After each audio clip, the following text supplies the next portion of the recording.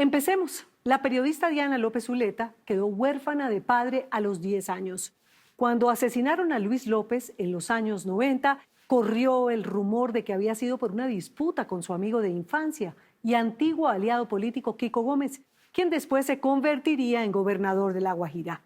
Como le heredó a su padre el valor y la fuerza, se hizo periodista y se armó de pluma y papel y pruebas y llegó hasta las últimas consecuencias, mirando de frente al miedo, pero dispuesta a descubrir la verdad. Diego Rubio comprobó que todo es posible si se hace en el nombre del Padre.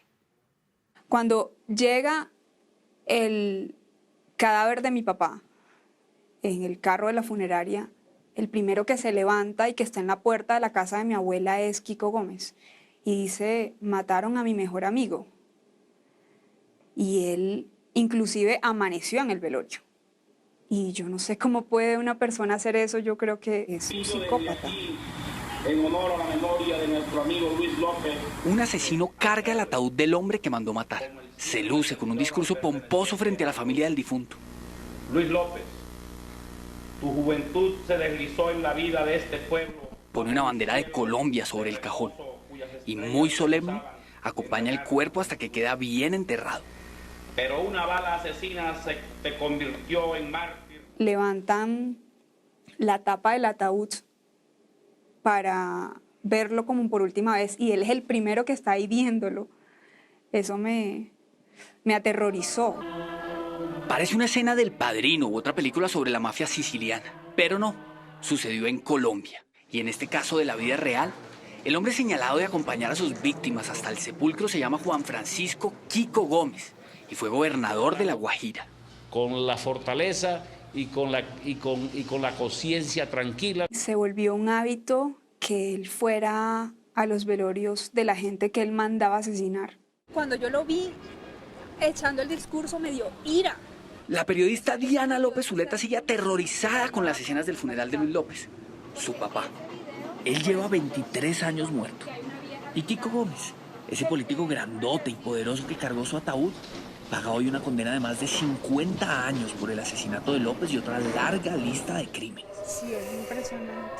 ¿Cómo matan a su papá? Lo matan dos sicarios que habían estado husmeando todas las rutinas de mi papá. Entra el sicario y le dice: Luis, y él alcanza a medio ladear y le disparan.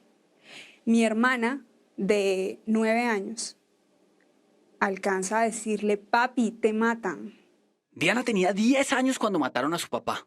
Era 1997 y López no solo ocupaba una curul en el Consejo del Pueblo Guajiro de Barrancas, también era firme candidato a la alcaldía. Un puesto que en ese momento ocupaba Kiko Gómez, ese antiguo compañero de parranda convertido ahora en rival político. De hecho, ellos hicieron campaña juntos. Cuando mi papá se lanzó al consejo, él se lanzaba a la alcaldía. Y es más, el día de las elecciones que ganaron, celebraron en la casa de mi abuela. Empezó la relación a distanciarse cuando mi papá comenzó a denunciarlo. Los recuerdos de la muerte de su papá son vagos. Diana no entendía mucho entre tantos abrazos y tantas lágrimas, pero siempre supo que después de esos 2 disparos, nunca volvería a ser la misma.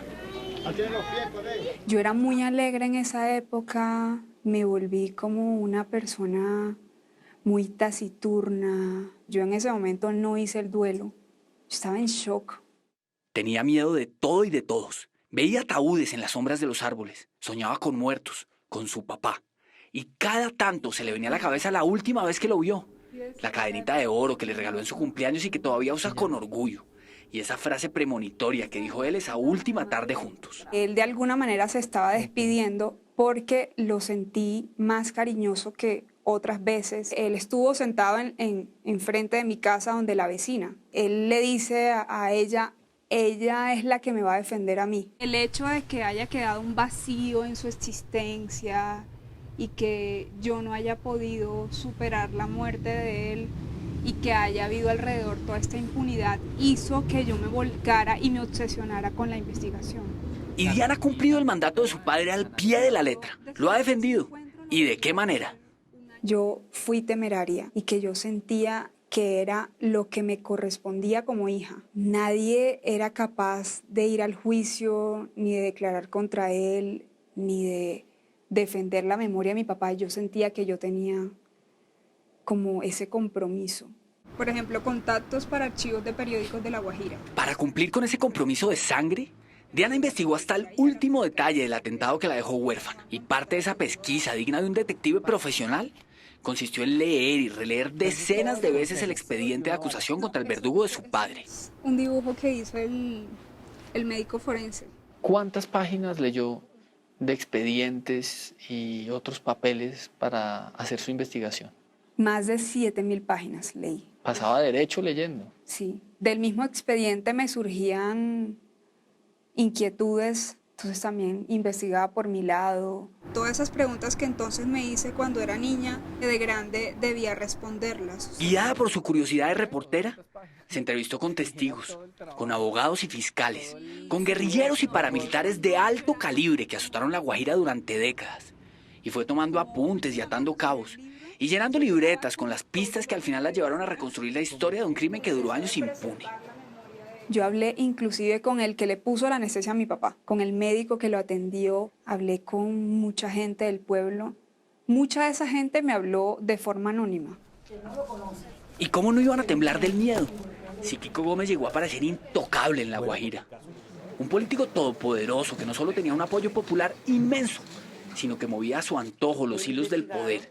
Y según los fallos de la justicia, también los hilos del crimen. Él creó un estado paralelo. Y cuando digo estado me refiero a la policía, al ejército y a todos los entes que estaban a su servicio. Es decir, la fiscalía no investigaba sus delitos, se los archivaban todos. Diana no soportaba saber eso y no hacer nada al respecto.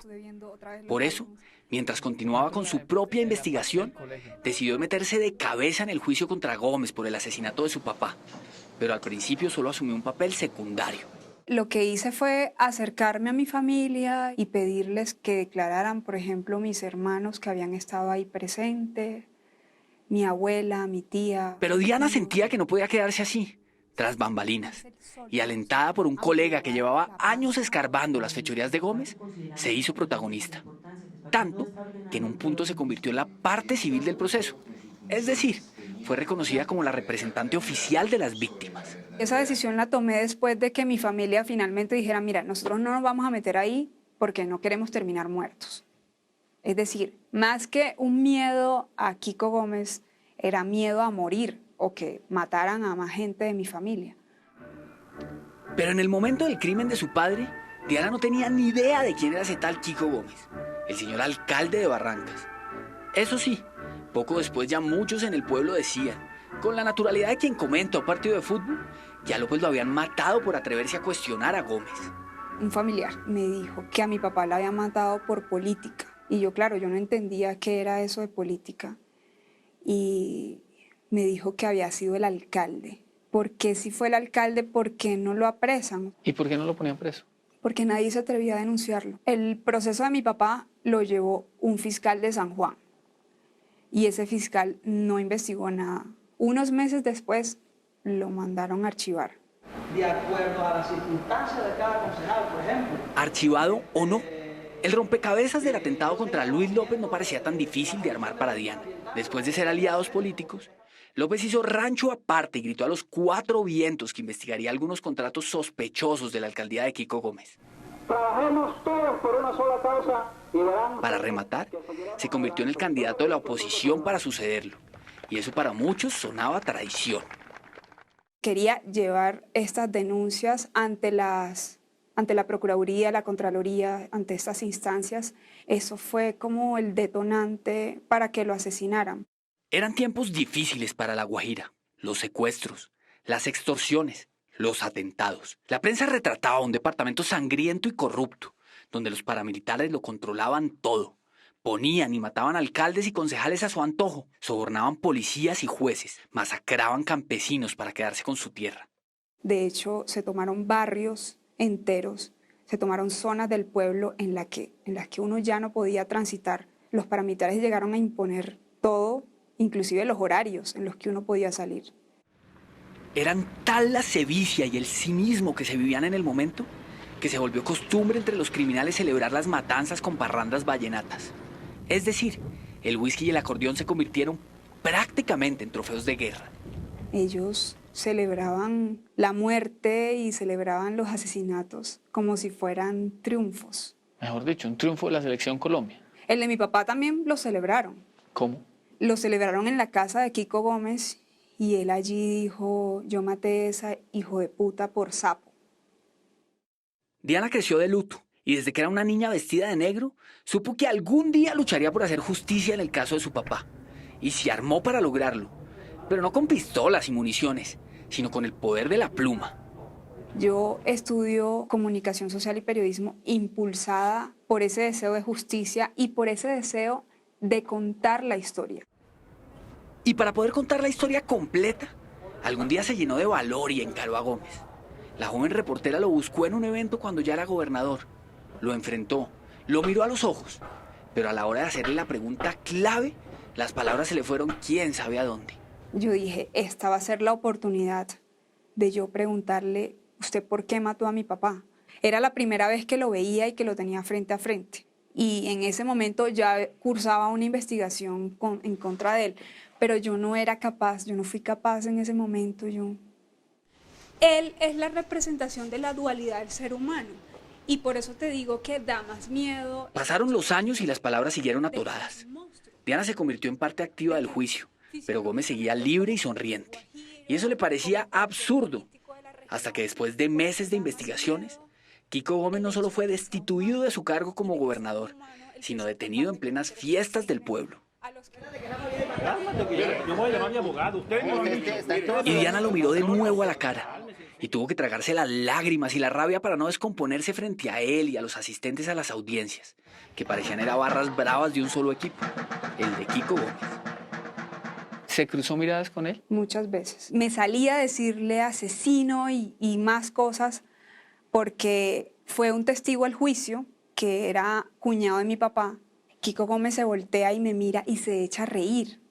Me dio mucha rabia porque era como una forma de decirle, mira, este vino a declarar a favor mío. Fueron años complicados. Tener que verlo como a un rey vallenato en tarima, visitar psicólogos, tomar pastillas para no perder el control. Y lo más duro, lidiar con las amenazas por enfrentar a un hombre que se declaró inocente, pero con un prontuario que incluye concierto para delinquir, tráfico de armas y varios homicidios. Me decían, te vamos a joder, te vamos a matar. Y de hecho en ese momento me pregunté si realmente valía la pena meterme en ese proceso y perder la vida. Pero todo pareció valer la pena. Todo pareció equilibrarse cuando Gómez fue condenado, para sorpresa de muchos, incluida Diana. Me llama uno de los investigadores de la fiscalía y me dice, Diana, condenaron a Kiko Gómez. ¿Qué reacción tuvo? Me puse muy nerviosa, me ataqué en llanto, me tengo que ir, acaban de condenar al asesino de mi papá. Solo en ese juicio, Gómez recibió una condena de 40 años de cárcel, prácticamente una cadena perpetua para un hombre de 62 años como él. Pero no todo fue alivio y tranquilidad para Diana con el fallo. ¿Cómo es su vida? ¿Cómo cambió después de la condena? El mismo día de la condena me llegó una advertencia de muerte, que se había activado un plan para asesinarme y desde ese día me ha tocado andar con escoltas. Más del 90% de los asesinatos en Colombia quedan en la impunidad. Y el de Luis López llevaba casi 2 décadas archivado. Estaba a punto de prescribir. Por eso, ganar el juicio significaba tanto para Diana. Pero después de tantos años intensos, después de tanto dolor, le quedaron unas secuelas feroces. Es muy difícil poder gestionar el dolor. Sueño con mi papá y que lo veo vivo y me levanto y me doy cuenta de que lo mataron hace 23 años y que ya no lo voy a volver a ver más. La revisión y la investigación fue muy larga. La investigación de Diana quedó consagrada en un libro impactante que puede hacer temblar al más duro. Un testimonio doloroso que a Diana le costó sangre, sudor y millones de lágrimas. ¿Qué siente por él? Yo no llegaba al grado de justificar o de o de abrir mi corazón a perdonar, porque siento que de alguna manera estaría justificando que lo hayan matado. Pero creo que yo debo llegar al punto de perdonar. Ahora, Diana López Zuleta se merece pasar la página, seguir su carrera periodística alejada de la historia de su papá, pero sobre todo, dejar en el camino a Kiko Gómez, ese zar guajiro que según la ley acabó con la vida de Luis López, pero que nunca acabará con la lucha incansable de su hija por la justicia, por la verdad, por la memoria.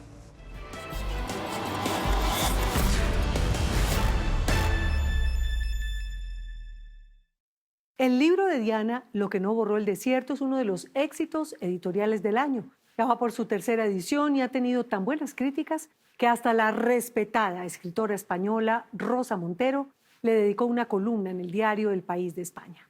Periodistas como esas necesitamos muchísimas. Hola, los invito a que se suscriban a nuestro canal de YouTube aquí. Y si quiere ver alguna de nuestras grandes historias, es fácil. Haga clic aquí. Chao, nos vemos.